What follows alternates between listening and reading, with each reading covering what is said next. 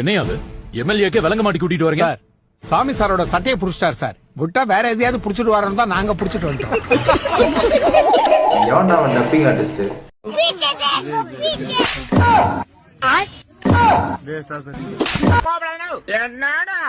அவனடா பண்ணா சும்மா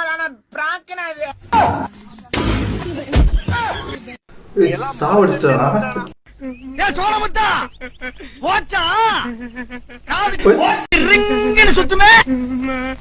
ஏதோ குட்டி பையன். டேய் தளபதி, இது என்னடா ட்ரௌசரு? டேய் இவ்வளவு பெருசு இருக்கு இந்த ட்ரௌசரு.